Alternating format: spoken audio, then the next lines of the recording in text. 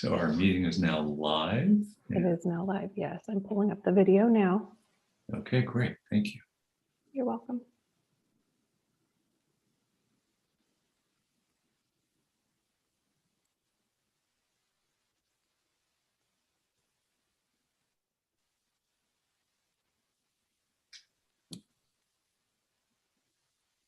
And okay, can you guys see that? Due Yes. to COVID-19, this meeting will be conducted as a Zoom meeting pursuant to the provisions of the Governor's Executive Order N-2920, which suspends certain requirements of the Brown Act. This meeting is being live streamed on the CCTA website. The chair will call upon members, staff, and other speakers by name. Please speak clearly and state your name before giving comments or remarks. Persons participating via Zoom with their cameras enabled are reminded that their activities are visible to viewers. Members participating by Zoom wishing to speak should physically raise their hand and unmute their mic when called upon. Members should remute their mics when done speaking. Citizens participating by Zoom wishing to speak should use the Raise Hand feature or dial *9 if participating via phone, and the chair or staff will call upon them at the appropriate time. Citizens will have 3 minutes to speak. A 30-second warning will be provided. After 3 minutes, staff will lower their hand and mute their mic. Participants via phone will be called upon by the last 4 digits of their phone number. It is requested that public speakers state their names and organization, but providing such information is voluntary. Written public comments received in accordance with the COVID-19 Special Notice for Public Comment Guidelines are printed on the meeting agenda. If authors of the written correspondence would like to speak, they should raise their hand and the chair will call upon them at the appropriate time. All written correspondence received after that and during the meeting will be entered into the record. A roll call vote will be taken for all action items. Thank you for participating in a meeting of the Contra Costa Transportation Authority.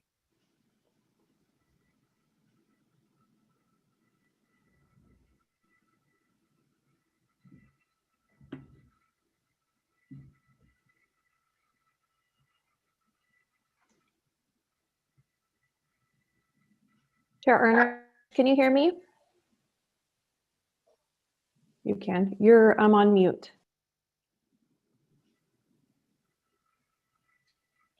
I am here.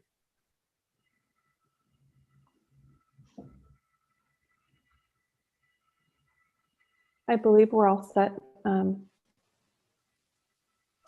Okay, great. Next item is for public comment. Is there, if anybody in the participant list here would like to comment on anything that's not on the agenda now, you can do so by raising your hand physically, and or I think Tim Hale. Tim? Chair Armitage, I think we got to do roll call, Christina. Make sure everyone's present. Oh, okay. I thought, yep. Christina, could you please do the roll? Yes, absolutely. Chair Ernrich? I hear. Vice Chair Nowak? Here. Member Butt? Member Geringer? Here. And Member Thorpe? So we have 3 members present, Okay. with Member Butt and Member Thorpe being absent. All right, thank you. And we'll go back. Is there anybody here who would like to make any public comment? And Christina, have we received any written comments? No, we have not received any written comment, and I do not see any hands raised. Okay, great. Okay, the next item on our agenda is the consent calendar. Are there any changes that anybody like to make, or would anybody like to pull an item for discussion? Is there anybody in the participants or in written correspondence who'd like to pull any of these items for discussion? Christina, do you see anybody? No, I see no hands. Okay, great. So is there a motion? So moved. Second. Okay, so it's been moved by Nowak and seconded by Geringer. Any further discussion? Seeing none, Christina, will you please call the roll? Yes, Member Butt?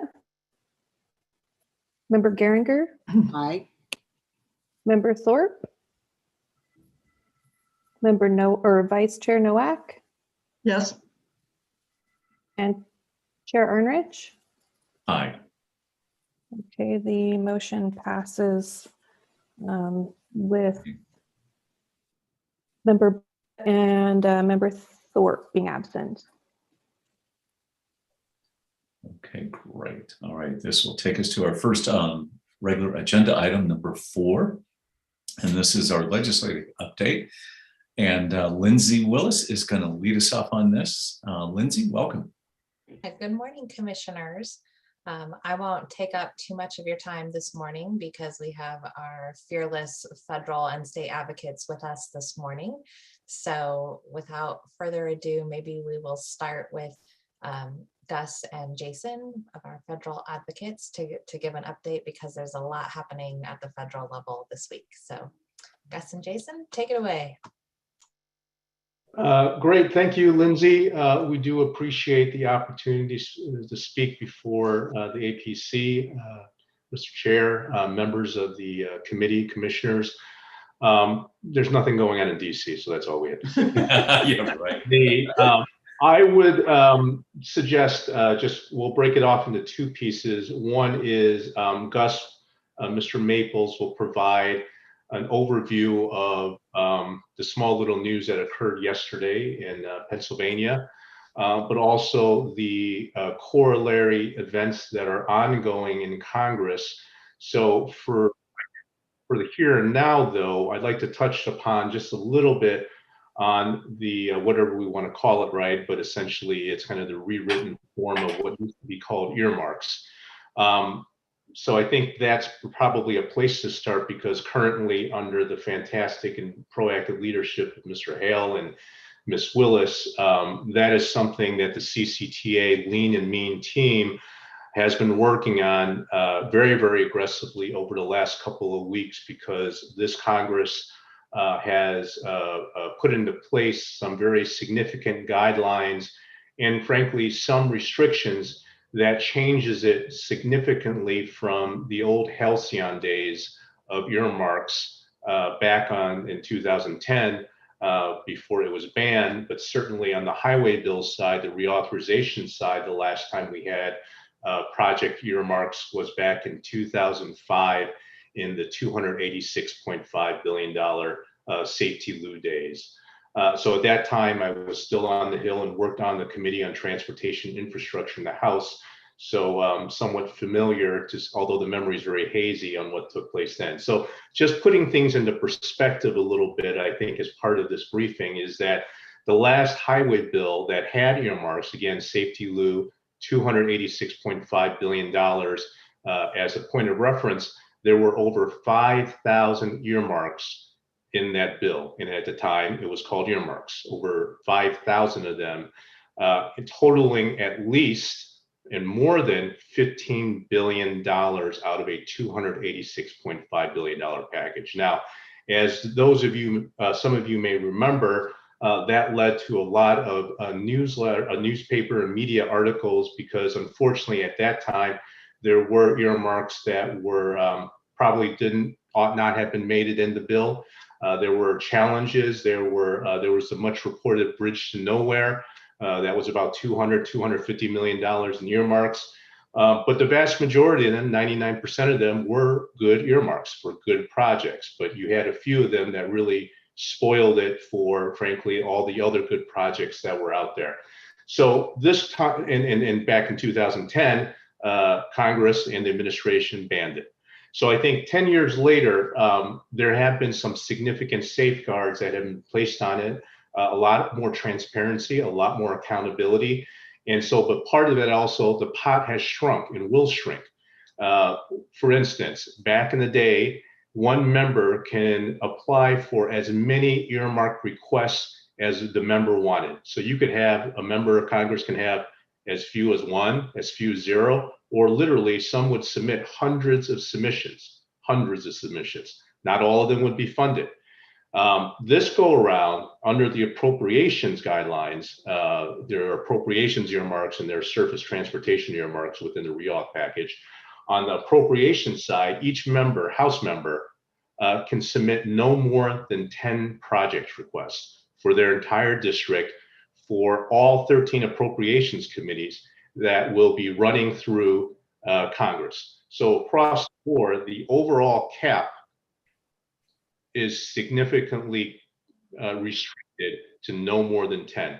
In addition to that, what we've been told is that the size of the project, they call it on the appropriation side, community projects, the grant awards will be also significantly lower as well. So you have these two very significant restrictions placed on there to try to cap the overall number of earmarks, not only the ones that are requested, most likely the ones that will be funded, because even if a member submits 10, there's no guarantee, as they've delineated, that they will get all 10 funded. They could get 1 or 2 or 3 or 4 or 5. So that is a very significant boundary and guideline and cap that is placed on the appropriation side. On the surface transportation side, on the reauthorization package that happens every 5 to 6 years, that's another set of restrictions that will be placed on there. We're hearing that the overall pot for each member, regardless of whether you're on the committee or not, just on the House, will be significantly smaller than it was back in 2005 when they last did it. And each member, while they're not restricted in how many projects they can submit, they are, however, are asked to prioritize their top 5 projects. So they can submit 25 projects, but the Committee on Transportation is asking that they prioritize their top 5. So you have these types of guidelines that have been placed on there, and I won't get into the transparency issues, not the issues, transparency guidelines and accountability guidelines that have been placed on there. But just in terms of the pure dollar amounts and the number of projects, that will be significantly lower, primarily to try to mitigate and prevent the abuses that have been placed in the past. So I wanted to kind of set the context and set the table for that.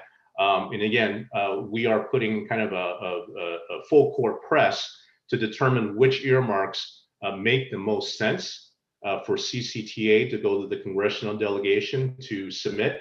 But also within those particular guidelines and making sure that our requests are reasonable and not kind of outside the norm, so we can make sure we can hit the sweet spot within all of those guidelines. So with that, I'd love to take a pause and happy to answer any questions before we share the floor with Mr. Maples for a high-level overview on some of the things that have been announced by Mr. Biden. Great, thanks, Jason. That's a great overview and interesting opportunity for everybody. Any questions of Jason at this point? Okay, Gus, welcome. Hi, good morning, everyone. So as Jason just mentioned, President Biden did announce the general overview of his Build Back Better plan for an infrastructure package as sort of step 2 of his stimulus response to COVID and all of its effects over the last year. The first was the recently enacted stimulus, the American Rescue Plan. That was the rescue. This next focus is on recovery and building back better. There is a large emphasis not only on social justice and addressing historical inequities, but also building back better, as the name implies, to address climate change, resiliency of better infrastructure systems for the future. That plan is fairly high level and conceptual on policy thus far. The administration did say, we were on a call yesterday with White House officials and some senior US DOT officials discussing what the top themes are in that package. And they did say that they will be collaborating fairly heavily with the House Democrats. As y'all probably recall, Chairman DeFazio of the House Transportation and Infrastructure Committee wrote and the House passed a HR 2, the Moving Forward Act, which is the FAST Act reauthorization last summer. We are expecting a fair amount of what was in that bill to be carried forward, as well as incorporating some of the new administration's priorities. that includes, or the Biden plan is actually calling for $620 billion in a multi-year bill. So the House passed package was only, sorry for the only, but $500 billion last year. So this is significantly more funding in a long-term bill. That includes $85 billion for transit. This is to address acquiring new rolling stock.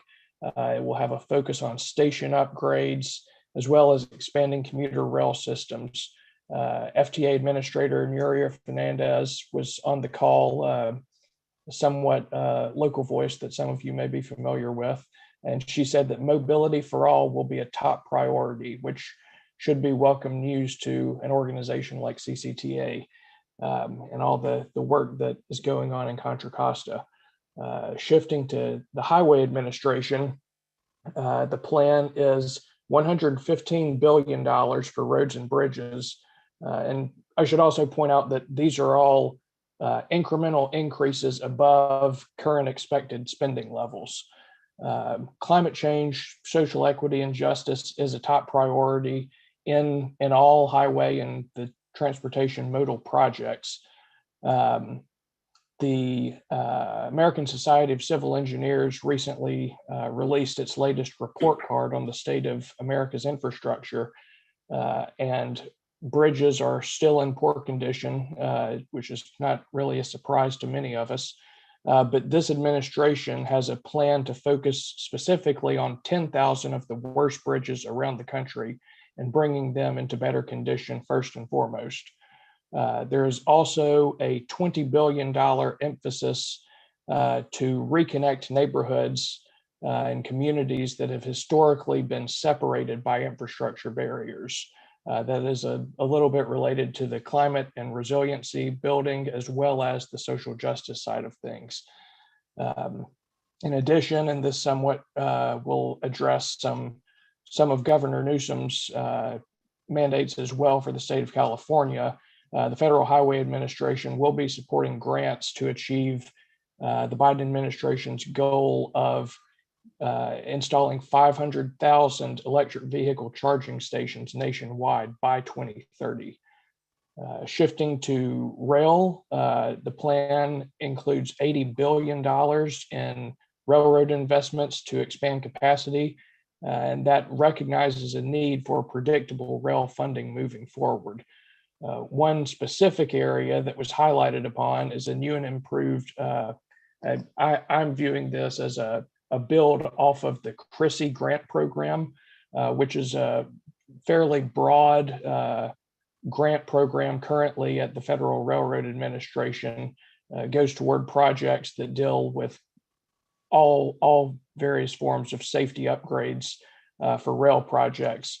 It's currently funded this fiscal year at $375 million, but the Biden plan is calling for $5 billion in a multi-year investment building upon that. Those are the high-level points now. The staff on the call yesterday did say that they will be working with Congress and congressional leaders on identifying the process and best path forward. Speaker Pelosi has identified this week that her goal to pass the next infrastructure package will be by July 4th, after which point attention will shift to the Senate. But that gives the House Transportation and other relevant committees a little bit of time to incorporate some of this administration's priorities. And then we are obviously working with the local delegation as well to ensure that local needs are still addressed in addition to the work that was incorporated in last year's bill. If there are any other questions about this, I'm happy to field those now. Great, Gus, thank you. Questions? Anybody? Gus, with the July 4th sort of deadline that Pelosi has set, what do you think the timing is in the Senate? Is that they have to have that done by October? Or is it September? Right. So there's generally a sort of stopgap deadline of the end of September for the federal fiscal year for extensions and things. The House is taking the lead here, and then the focus will shift to the Senate after the House has passed its version. Okay, great. Well, gosh, thank God. It's just wonderful. Had good news. Earmarks are back. We gotta tee up our best projects with the best reasoning and create to demonstrate our value propositions on our projects. So thank you. Lindsay, or I'm sorry, Sue? Is there a deadline for when those have to be submitted by? I know I had signed two letters for Pleasant Hill for some earmark requests. What are the deadlines on the transportation side? Gus or Jason? No. Great question. I neglected to mention that these deadlines are all rolling. So one thing that's actually interesting is that a vast majority of the folks in the House, and I would emphasize that the House is the only chamber on the bipartisan basis that has agreed to do earmarks. The Senate has not made a decision as to whether to permit earmarks again or just to let things lie. So that's still a decision pending. On the House side, we have a wide array of different deadlines. We have on the appropriation side a stagger of differing deadlines for member offices to submit to the Committee on Appropriations. Generally, they're falling between a number of different weeks towards the end of April. And then each member office, House member office, has their own set of deadlines on top of that. So some of them are already, I think Mr. DeSaulnier's today or tomorrow, I forget, there's a lot floating around. Then you have the reauthorization, the 5 to 6 year reauthorization package, and they have a deadline for members to submit projects that I think believe in April 16th, 17th. And then each member office has their own set of deadlines that is earlier. So it's basically nowish towards the end of this, towards the middle of this month. And so, and all of them are moving back and forth. First it was this date, and they moved it to another date. So, which we could only say that it's all over the map in April. Probably the sooner the better, right? Yes, exactly. And so I think going to Mr. Chair's point is that over the last several weeks, since frankly, this was a decision that was just made a few weeks ago in the House of Representatives and within the committees, this team and the CCTA team has done a fantastic job in pulling things together, meeting the changing guidelines and changing questionnaires. Because, you know, as I mentioned, most of the members were not around when they had earmarks, at least certainly in the House, a vast majority of them, right? 100, 150 of them, not a significant amount.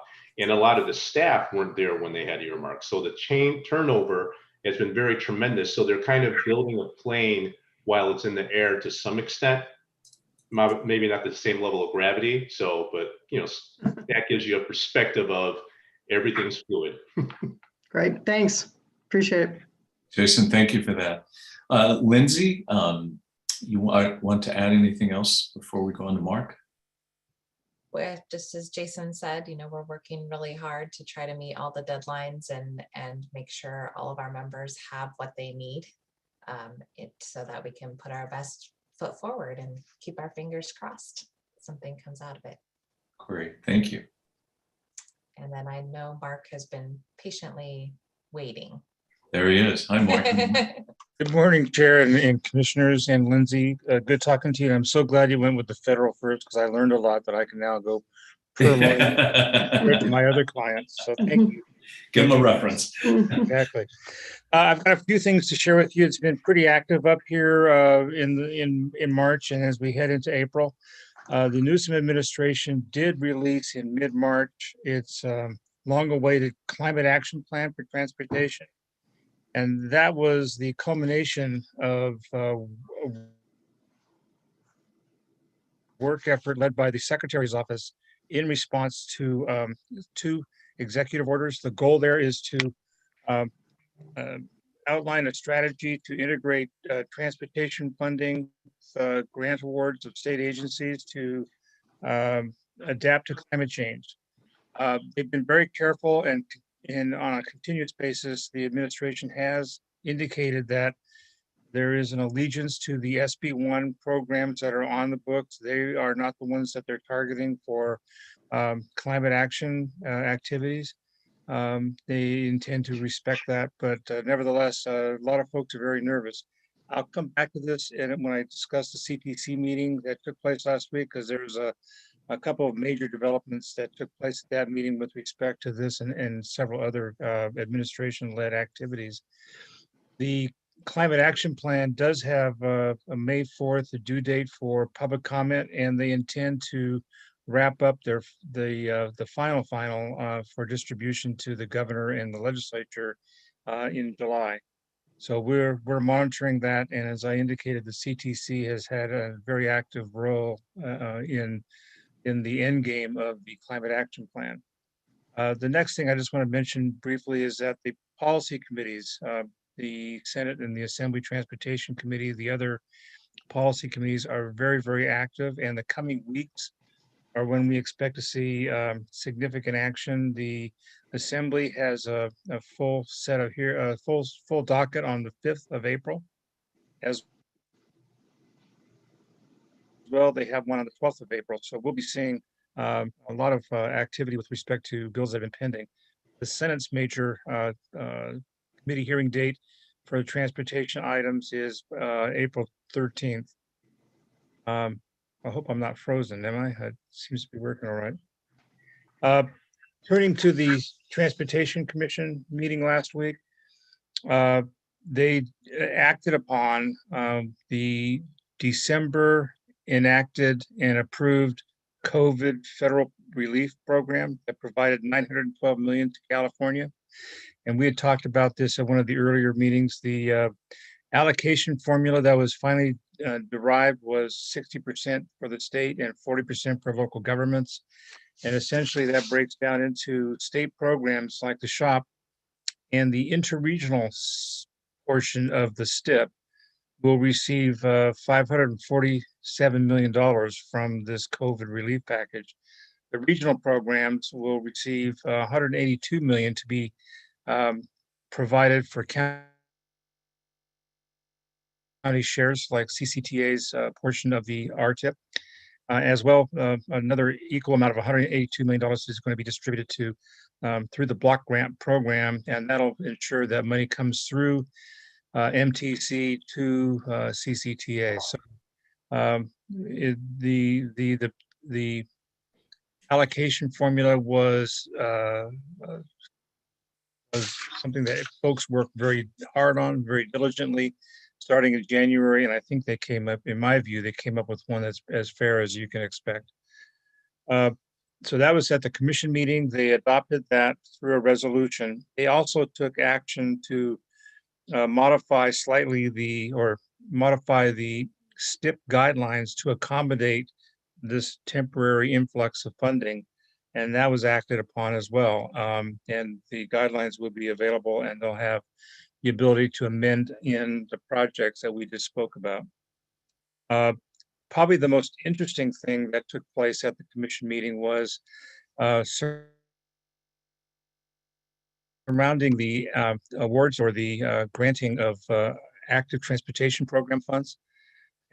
It was highly unusual, and it was very, very interesting. The very static portion of it was the presentation by the state of, well, here's how much we have, here's the projects, here's the project list. And in essence, the dollar amounts, they had about $500 million to award, and they had a little over $2 billion chasing that $500 million. When that was all concluded and it was all peacefully done, nobody was upset, they all understood the situation. Commissioner Alvarado really took a very interesting stance.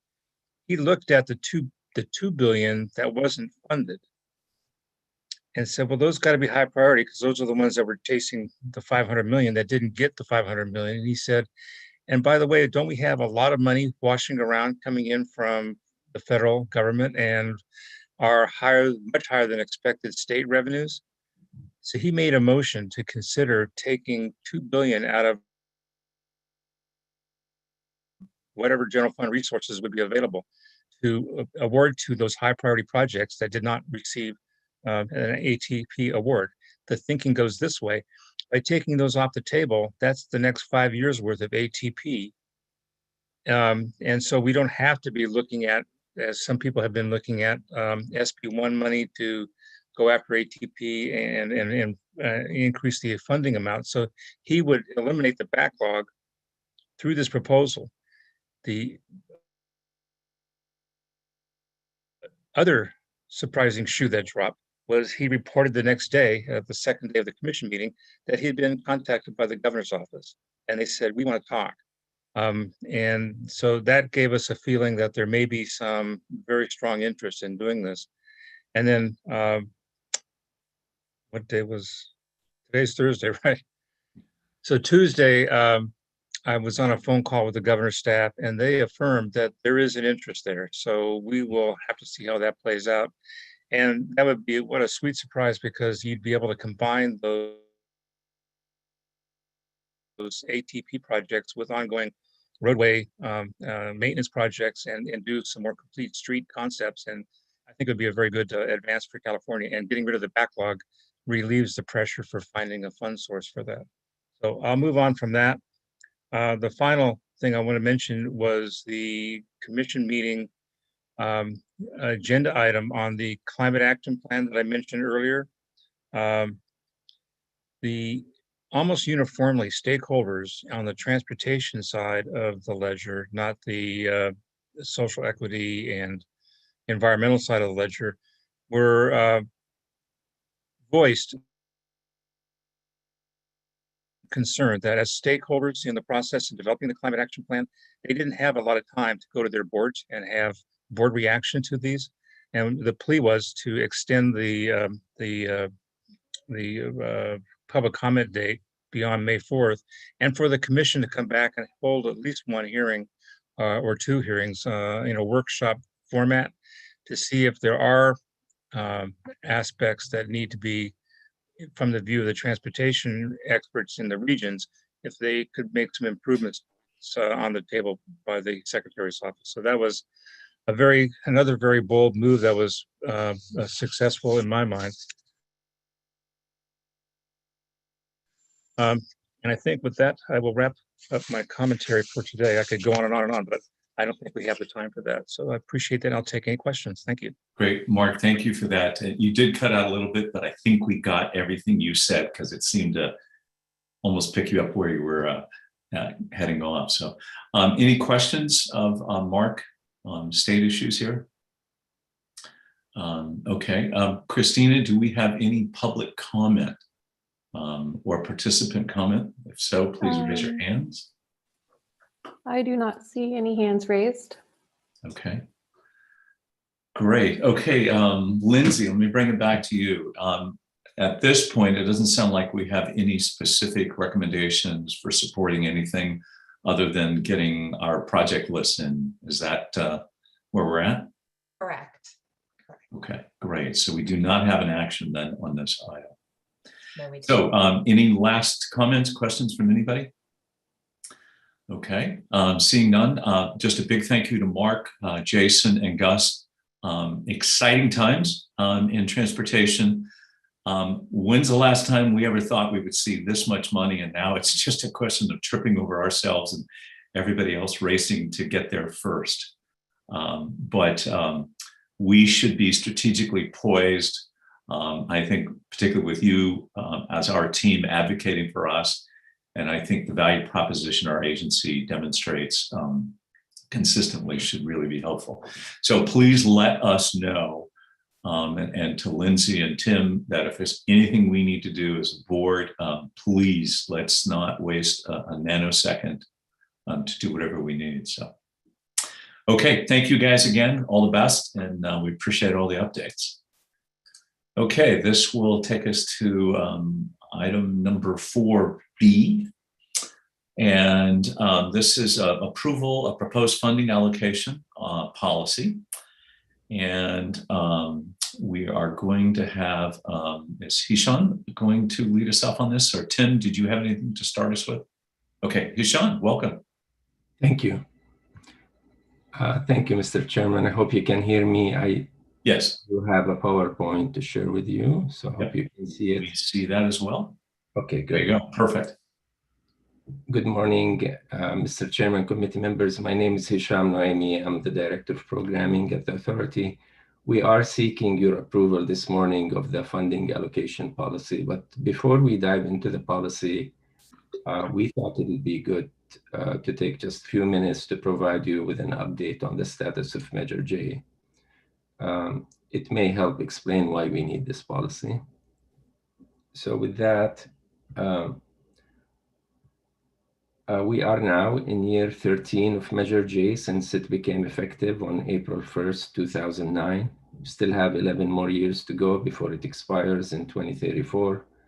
And as you know, the Measure J expenditure plan assigned funding to specific projects and specific programs. If you add up their funding, it adds up to exactly $2 billion in 2004 dollars. That's the year when the measure was approved by the voters. It's important to note that the expenditure plan did not contain a line item for bond financing costs, nor did it have a contingency for revenue reductions, such as the one that was caused by the Great Recession in 2008. Unlike the programs in Measure J, where they get a fixed percentage of our annual revenues, spending only accumulated funds, the Authority took the strategy of financing the projects in order to accelerate their delivery by issuing bonds against the project portion of our future revenues, which is about 42%. We were able to take advantage of good construction bid climate, low interest rates, and one-time infusion of state and federal money, like Proposition 1B in 2006 and the stimulus funding in 2008. This strategy allowed us to provide benefits to the public years ahead than otherwise been possible. And at this time, all the bonds have been issued and 92% of the capital projects programmed in the last strategic plan, the 2019 strategic plan, are either constructed or underway.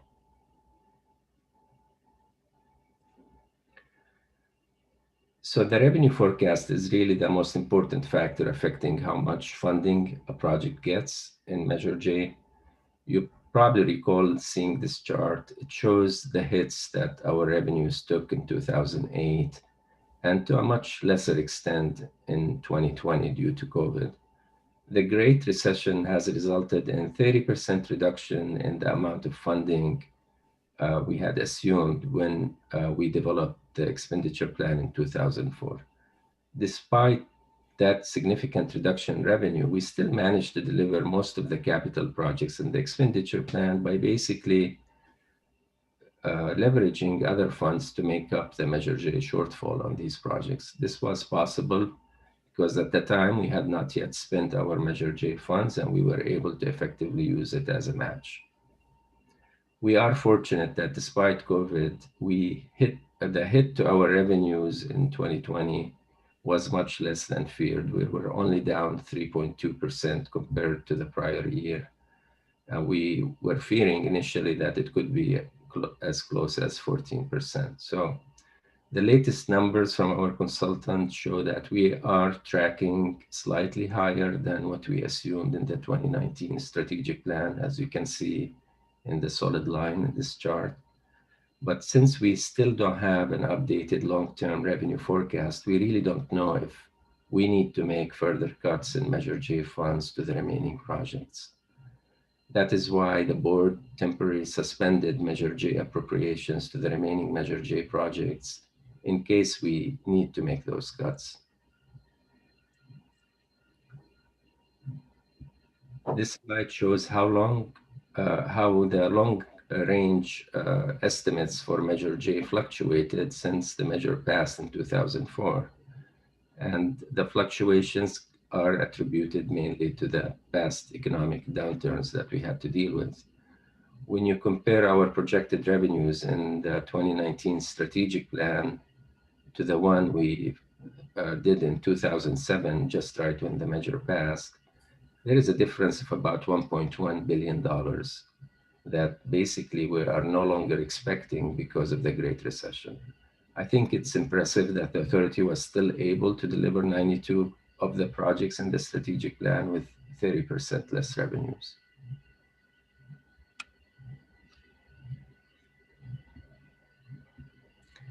We basically managed to do that by following the four-pronged strategy you see in this slide: getting projects shovel-ready, issuing bonds to accelerate the delivery at a lower cost, and basically leveraging other fund sources. This slide shows the status of the projects in the 2019 Measure J strategic plan. Completed or under construction projects have brought in $1.7 billion in other fund sources. If you look at the authority administered projects, our leverage rate has historically been 3 to 1. For every dollar in Measure J, we get $3 in other fund sources. For our partner agencies, it was basically closer to 2 to 1.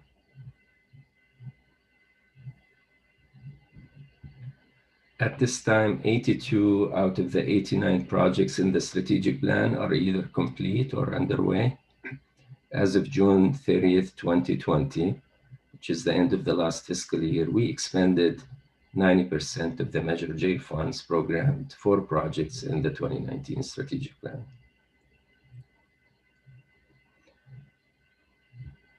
These are some of the projects in the strategic plan that were completed in all 4 subregions of the county. The common theme here is that none of these projects were delivered purely with Measure J funds. We had to leverage our Measure J to bring enough other funding to deliver. I'm gonna just go through the next slides quickly. So this is Highway 4, the I-80 Smart Corridor in West County. Some of the projects were delivered. BART extension to Antioch, San Pablo Dam Road in West County, the Balfour Road interchange in East County, and the just completed southbound HOV lane on I-680. And we're hoping to finish the 684 Phase 3 in the next few months in Central County. Let's talk about the status of the programs. As of June, there are basically 10 programs in Measure J, and as of the end of the last fiscal year, we had spent about 1/3 of what each program is expected to get over the life of Measure J. And this chart just shows the status of these 4 programs: the local street maintenance, express bus, paratransit, and bus operations. And this slide shows the rest of the programs. You can see, except the only exception here is the West County Ferry program, where we haven't spent 1/3 of the money. And that's because the service had only started a year ago. So our expenditures on that program are low compared to the others. In regard to the TLC and the Ped Bike program, based on the 2019 revenue forecast, it is estimated that once the measure expires, we would have basically expended $142 million on these 2 programs. To date, we have programmed $60 million out of that 142, and that went to 86 projects, and 22 of the 86 projects are now either complete or underway. I want to just take a minute to talk about sub-regional equity, because I know this is an important topic to many of the commissioners. Sub-regional equity has always been a long-standing goal of the authority. And during the development of Measure J expenditure plan, each sub-region was asked on how to program their share of the $2 billion in anticipated revenue. And their share at the time was determined on an estimate of the 2020 population of each sub-region.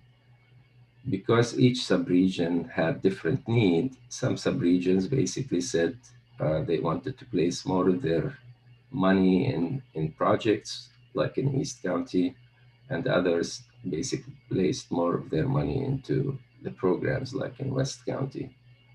And the chart on the left side shows the breakdown of the project funding in Measure J by sub-region, as was approved by each of the sub-regions. So you can see 49% of the project's funding went to East County to do projects in East County, while West County had the least amount of about 8%.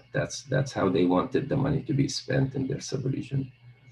When you look at the programs, the picture is reversed, where you can see West County had the most amount of funding going to programs compared to the other subregions.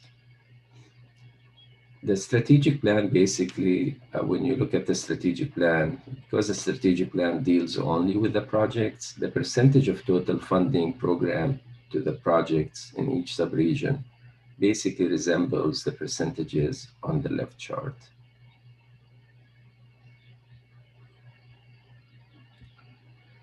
So minor deviations can happen from one strategic plan to another because not all subregions have or had ready projects to move forward.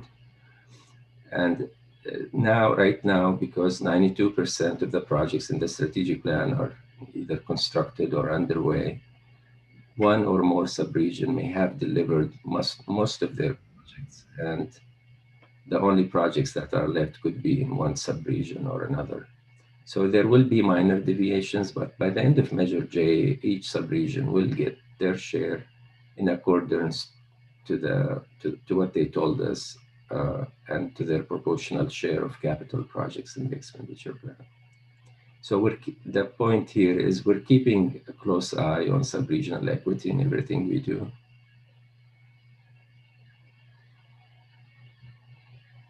So let's talk about the allocation plan. As you recall, in February, the board approved the ranked list of the remaining Measure J projects in the strategic plan and those that are programmed in the TLC and BidBike programming document. You had approved two ranked lists. One list had 32 local projects and another one had 11 authority managed projects. And we have to rank the projects in order to prepare us for potential declines in our revenues and allow us to basically target our remaining Measure J funds in a way that leverages the most in state and federal money. So that's why basically you authorized us to resume appropriations to the top 14 projects on the local list, reducing the number of the local projects on that list from 32 to 18. The reason you did that is that allowed us to leverage $54 million in state and other funds. So we really didn't want to lose that money. So this table basically shows the 14 projects that can come in and seek their appropriations. And as I mentioned, they do leverage 54 fund sources. And these are the remaining projects that are yet to receive their Measure J funding. We need $32 million to move these projects forward. And the list continues on this slide. We also did the ranking of the authority managed projects. You approved this list back in February. These are the projects that need additional funding to move forward. We're currently focused on the top 3 projects, trying to get them moving. So let's talk about the policy. Why do we need it? And well, the policy is necessary to ensure that we have a process to update the project lists in the allocation plan. So we also need to reaffirm, as you told us in the past, that we will be prioritizing these projects for future state and federal money if they don't receive their Measure J funds. We have made commitments to these projects, and unfortunately, because of COVID and the revenue declines, we couldn't meet them. So it's only natural that we give them priority if we program other fund sources. This policy also sets eligible uses for the fund exchange reserve that we are building up. So without these reserves, the authority will basically be at a major disadvantage when it competes for future fund sources, since it won't be able to provide the match.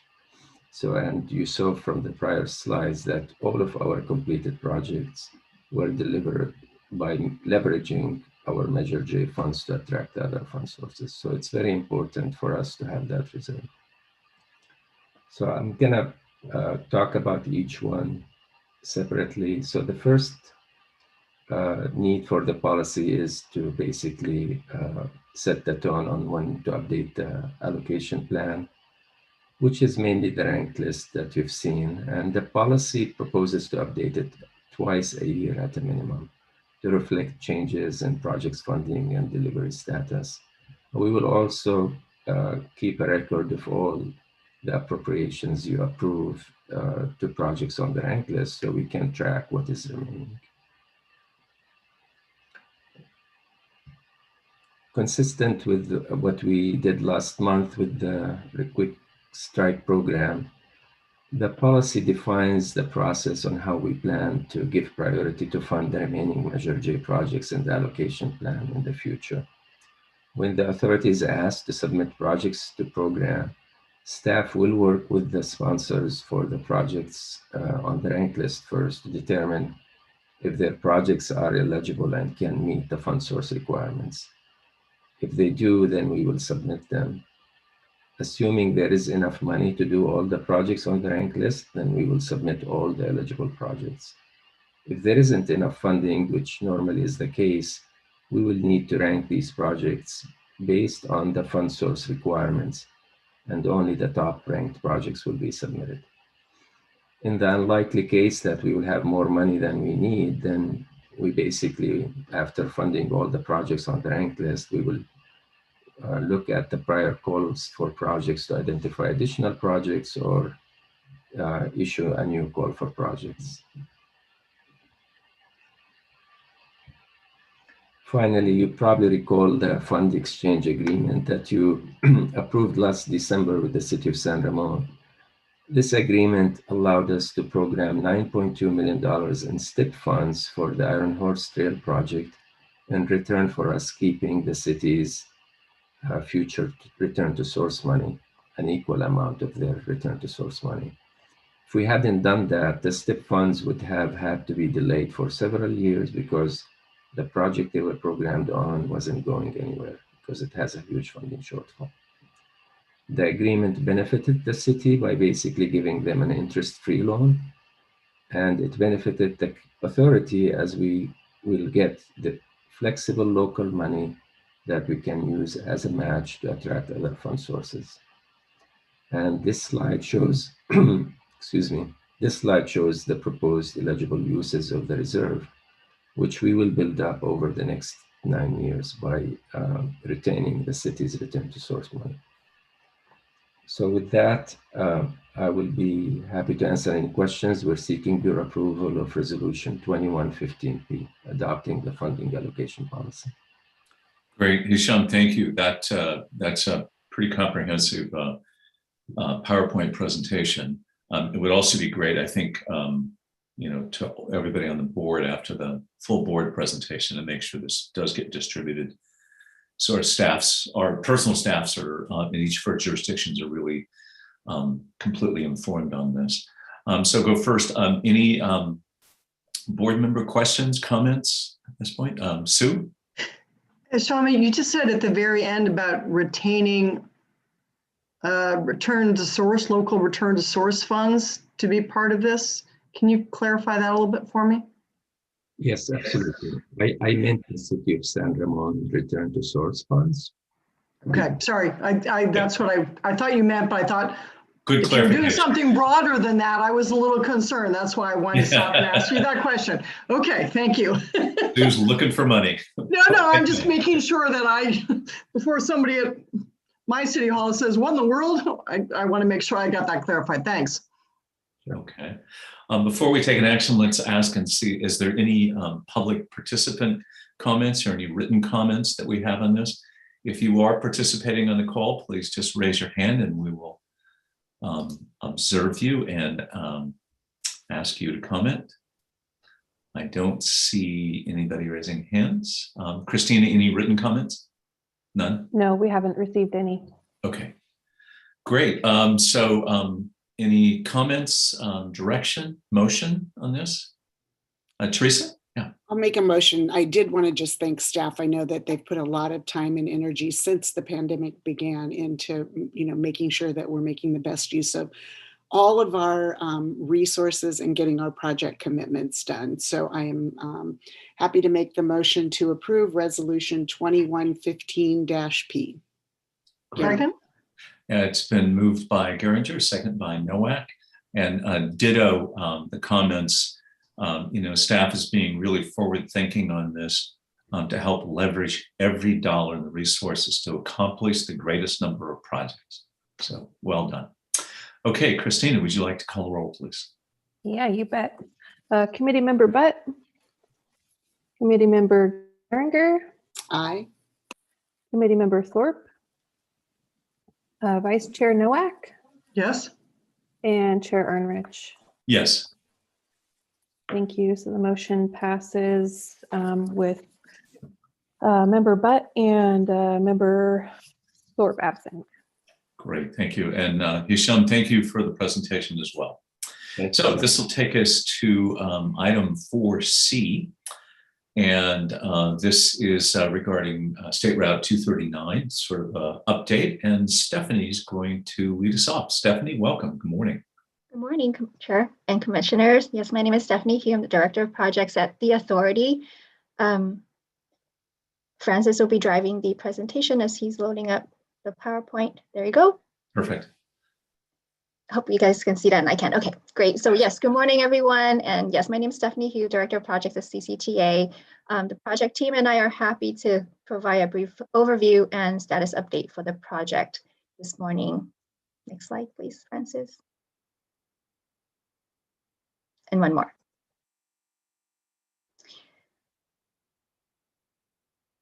So the project team for the current environmental clearance phase includes CCTA, County, Caltrans, and the consultant team WSP. CCTA is the implementing agency for the project. I'm overseeing the project development with Francis Lowe as the project manager. Francis is part of our consultant project management team at AMG. The county received a federal earmark for the project in 2005 and began the planning work. While the county has transferred the project to the authority, the county remains a key team player and they are providing the local match for the federal funds. Caltrans is also a key partner as they are the lead agency for the CEQA NEPA documents that we'll be preparing. And in May 2020, the authority entered into contract with the consulting firm WSP to complete the current preliminary engineering and environmental clearance phase. We're also coordinating and partnering with other entities and agencies in the project area. Next slide, please. The project study area is shaded in yellow on the map here that you're seeing in front of you, which covers Contra Costa, Alameda, and San Joaquin counties. The project area is located south of Brentwood and north of Tracy, including communities like Mountain House and Town of Byron. The project study area in yellow is an envelope of area that covers the alternatives that we'll be studying. Next slide. So State Route 239 was legislatively adopted in 1959 as a potential roadway linking State Route 4 from Brentwood to Interstate 205 or Interstate 580 west of Tracy. The county received a federal earmark in 2005. In 2012, the project was transferred to the authority for implementation. And since then, a feasibility study and a Caltrans project initiation document were completed. In 2020, CCTA began the current preliminary design and environmental clearance phase. Next slide.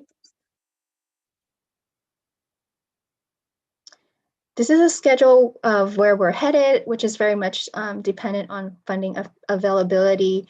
In the project initiation document that was completed in 2015, a few alternatives were identified, and we'll be studying these alternatives in more detail in the engineering sense, as well as for environmental impacts in this current phase of work.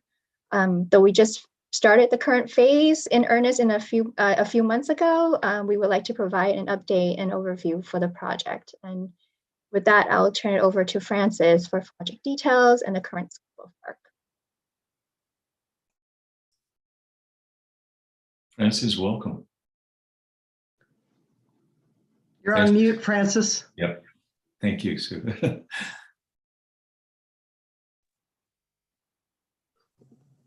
Sorry, I forgot to unmute myself. So good morning, commissioners and members. So I'd like to just take a moment to kind of go over and remind everyone kind of what the purpose and need for the project is. It's really to improve mobility for the area, and in particular support interregional goods movement and planned development and jobs.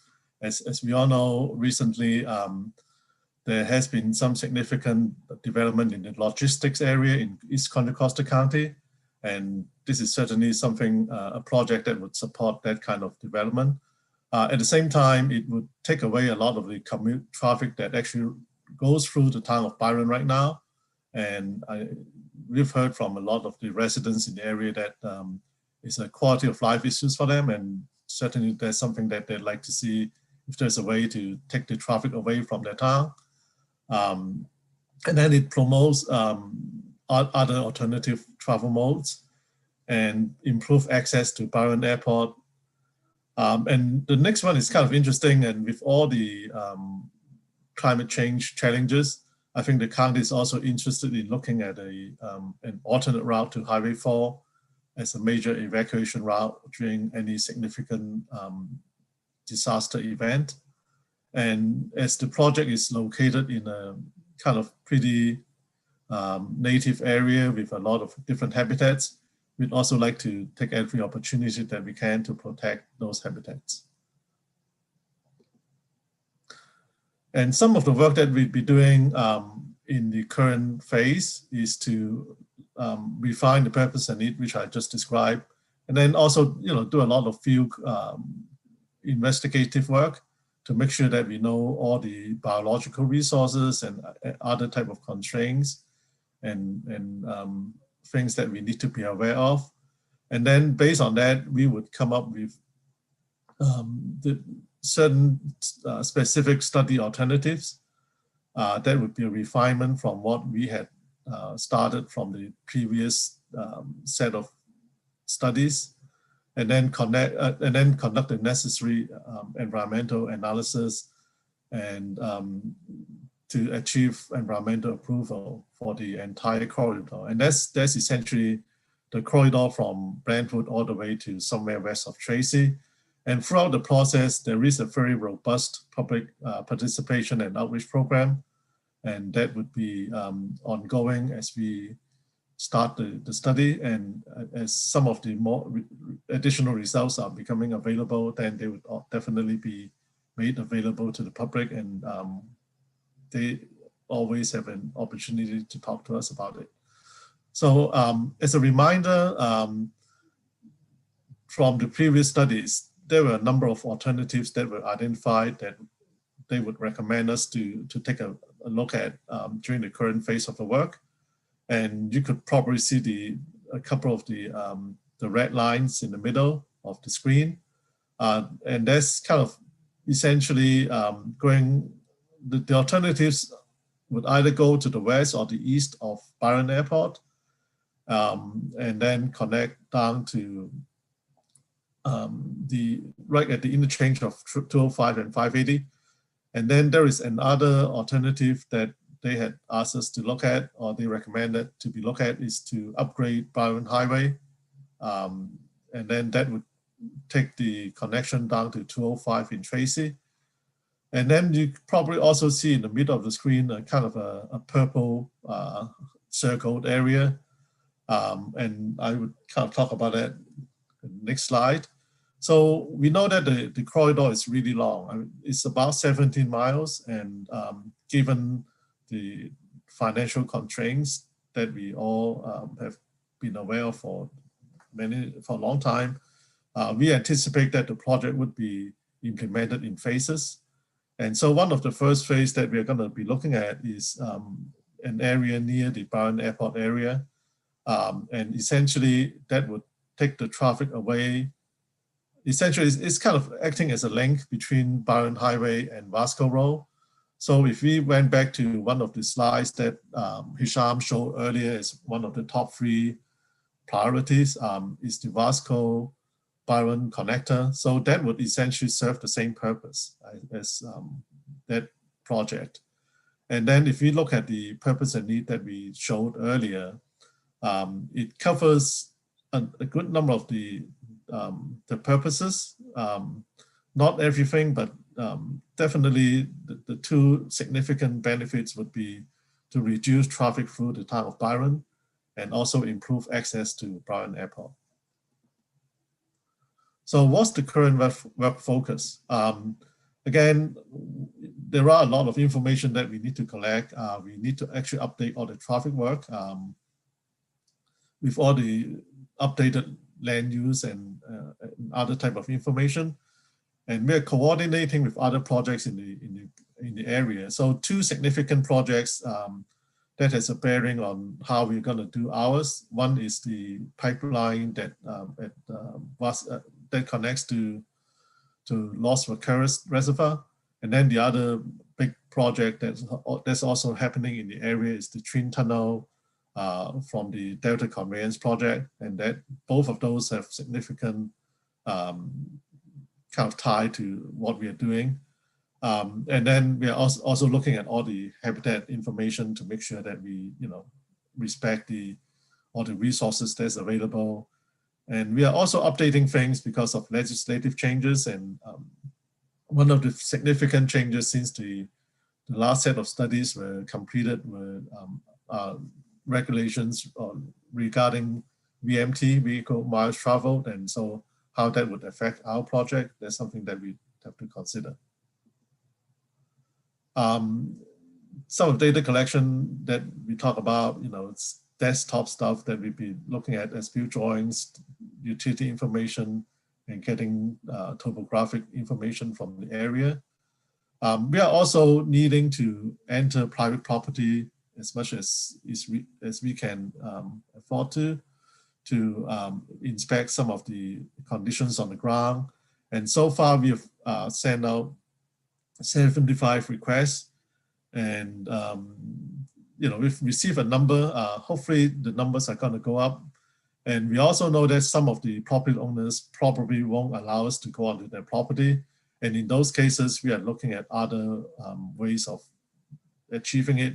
One likely thing that we're going to be doing is flying drones to basically inspect things from the air instead of on the ground.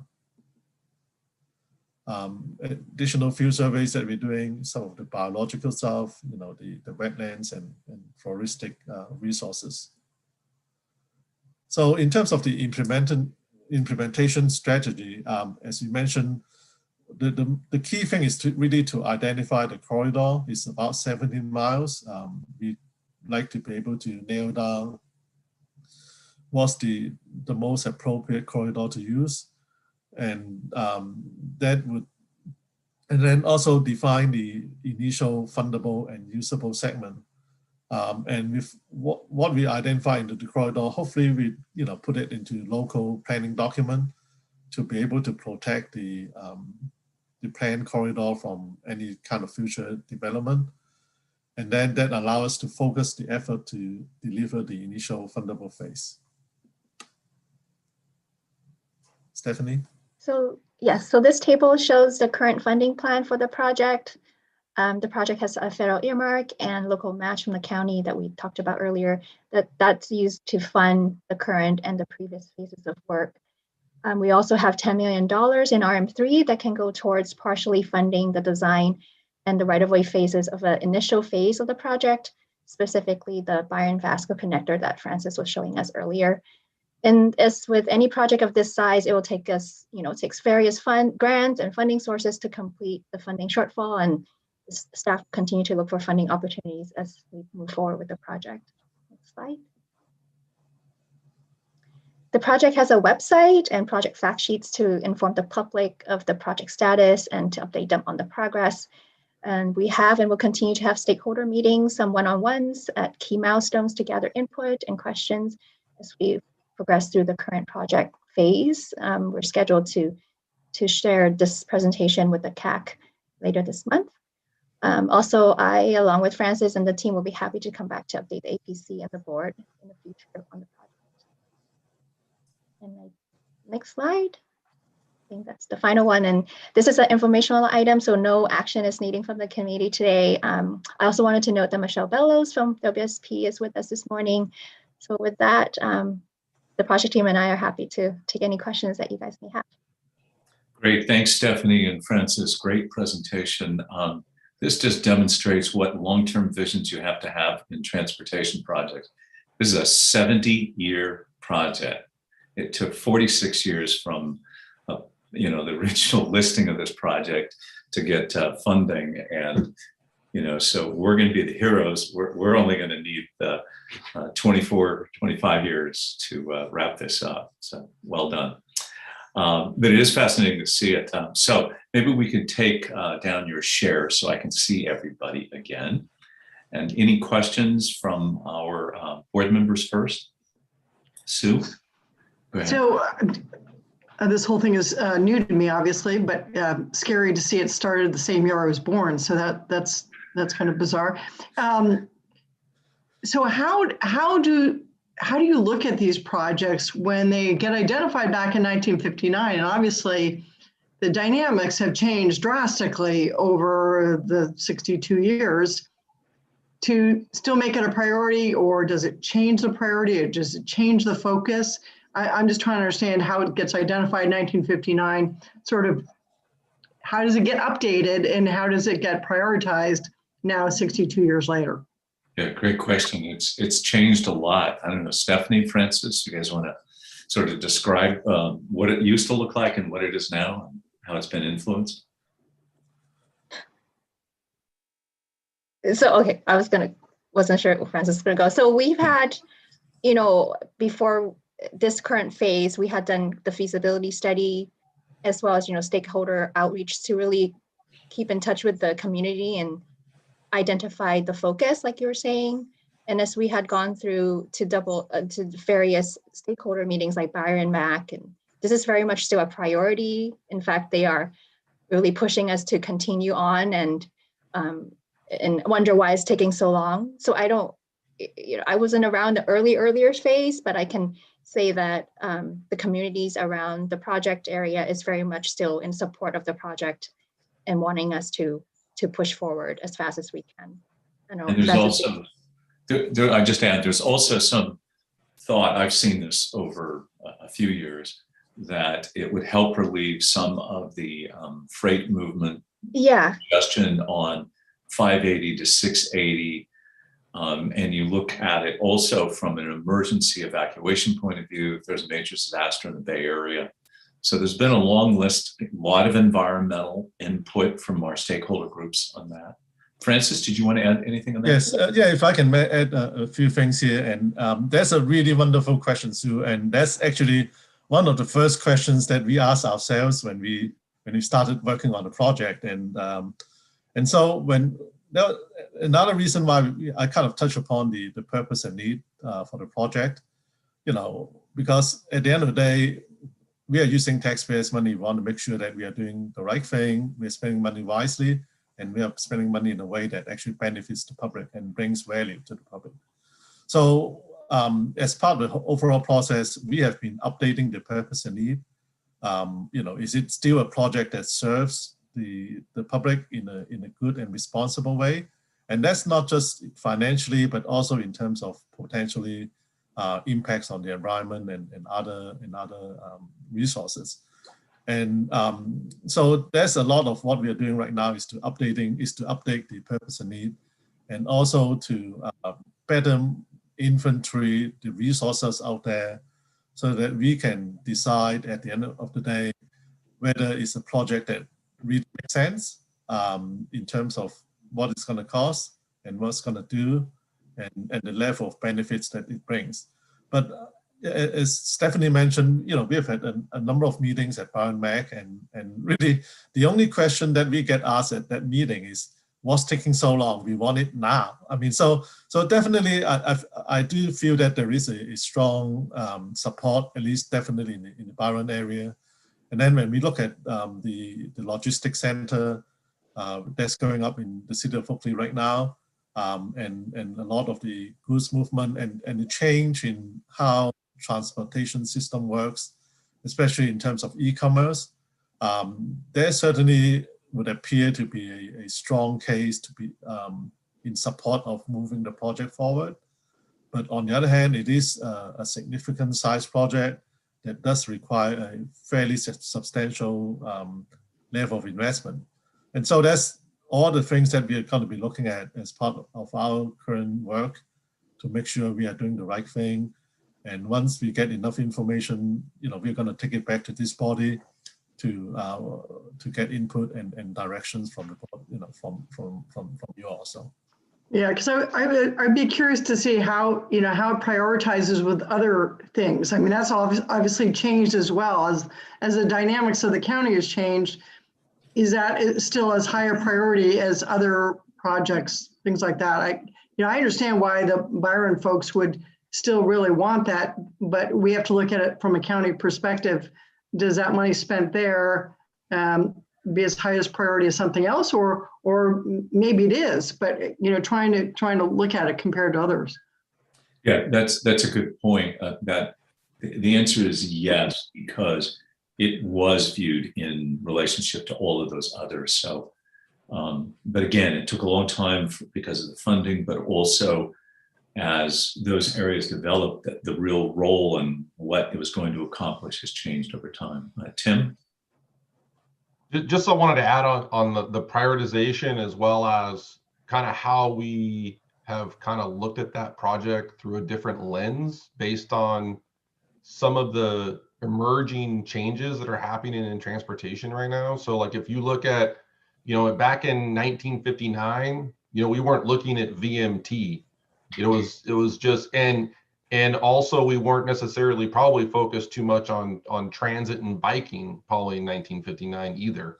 And so as things have evolved, we're kind of taking a step back and looking at that corridor in more of a multimodal fashion and how it can more complement the freight movement. There's also a transit component to the project. There's also how can we promote walking and biking along this corridor. And so I think it's really important that we're taking a more multimodal approach to the overall planning and design of the project. And from a prioritization standpoint, there's the county has been planning this whole concept around the northern waterfront for years. And so I think everyone, as much as it's not true, there is this perception that Contra Costa County and Brentwood and East County is kind of a cul-de-sac within our county, which is not necessarily true, because you got Byron and you got Vasco Road, et cetera. But this road essentially provides more direct access to East Contra Costa from Tracy, from 580, and also providing more direct access and gateway access to Byron Airport, which is also part of the vision of the county as well. So I think that is, as much as the city of Byron is definitely a priority in terms of the safety and congestion relief within that town, but it's also this more greater perspective in terms of how can we bring in more jobs, more freight movement, better freight movement, and really stimulate the economy and jobs in East Contra Costa through having this direct access, to 580. Great. Any other questions, comments? Okay. All right. Yeah, Teresa, sorry. Well, actually, so Tim, thank you very much, because it is, in terms of, I know of the overall prioritization, it is important to the county and important to the supervisor for District 3. And there's a lot going on at Byron Airport that's happening in terms of emerging technologies and that can move to tie all this together. There's construction with drone testing and other aviation projects that are going on out there. And this Byron Vasco connector has been a priority in terms of that jobs balance. And so Tim put it very well, but I thought that I should probably mention it. And then Chair Arnrich, Michelle Bellows has her hand. Yeah. Thanks very much. Michelle? I'd like to just add on one more thing. This is funded mostly by a federal earmark that was appropriated quite some time ago. And it was, I think in the days of Pombo, there was an identified need at that point, and they came up with these earmarks. There's actually two earmarks. So this phase of the project, the environmental that Francis and Stephanie spoke to, will kind of define the project and also document its merits on whether it goes forward or not. There is a chance the no build project would go forward, would be the preferred alternative. But in terms of prioritization, right now, we're using that earmark that was identified so long ago as a priority to just get to this next step. So hopefully that helps a little bit more. Great. Thanks. Michelle, thanks for that background. Really appreciate that. Okay, and again, this is informational only. So Stephanie and Francis, thank you guys so much for your presentation on this. And we look forward in the future to hear more from you guys. Thank you. So this takes us to item 4C, which is for the Town of Moraga request on the Canyon Road Bridge Replacement Project for Measure J fund appropriation. And Jack is going to do the presentation. Jack, good morning. Good morning, Chair Arnerich and committee members. My name is Jack Hall, and I'm the ITS CAB Program Manager for CCTA. This morning, we are asking for an approval recommendation appropriating $362,000 of Measure J funds for the Canyon Road Bridge Replacement Project in the town of Moraga. Typically, appropriations of Measure J funds for local projects are on the consent calendar. However, this appropriation is a conversion of a letter of no prejudice. The authority approved a letter of no prejudice for the project in July of last year. This allowed the town to start construction and still be eligible for Measure J reimbursement if Measure J funds became available. The authority lifted the suspension of Measure J appropriations for this project in February of this year. Town engineer Sean Knapp and town project engineer Sharon Chan are on the Zoom meeting if there are any project-specific questions. With that, staff seeks approval of Resolution 21-14-P, which will appropriate $362,000 of Measure J funds for the construction phase of the Canyon Road Bridge Replacement Project. That concludes my report, and I'd be happy to answer any questions. Jack, thank you. That's succinct. That is awesome. Sue or Teresa, do you have any questions, comments? No Let's open this up. Public comment. Is there anybody in participants who would like to comment on this from the public? And or Christina, do we have any written comments on this? I do not see any hands raised, and no, we do not have any written comment Okay. on this. So is there a motion? I'm happy to make the motion to approve Resolution 21-14-P, and I know that Moraga will be very excited. I'll second that. Great, thank you. So moved by Geringer, seconded by Nowak. Christina, would you please call the roll? Yes, Committee Member Butt. Committee Member Geringer. Aye. Committee Member Thorpe. Vice Chair Nowak. Yes. And Chair Arnerich. Yes. Okay, the motion passes with Member Butt and Member Thorpe being absent. Great, thank you so much. Okay, that was item 4D. That was our last regular agenda item. Item number 5 is correspondence and communications. There is information in our packet there. Commissioner comments, I do not have any. Are there any comments from either Geringer or Nowak? Seeing none. Tim, any comments to add? No comments this morning, Chair. Thank you. Okay, great. Any other business? Excellent. Seeing none, then let us adjourn this meeting, and most of these recommendations will move up to our full board meeting. So that's it. That's the end of our APC meeting for April 1st. No fooling, it is April 1st. Have a wonderful day, and we'll see some of you at the Mayor's Conference tonight. No kidding. Thank you. All right. Take care.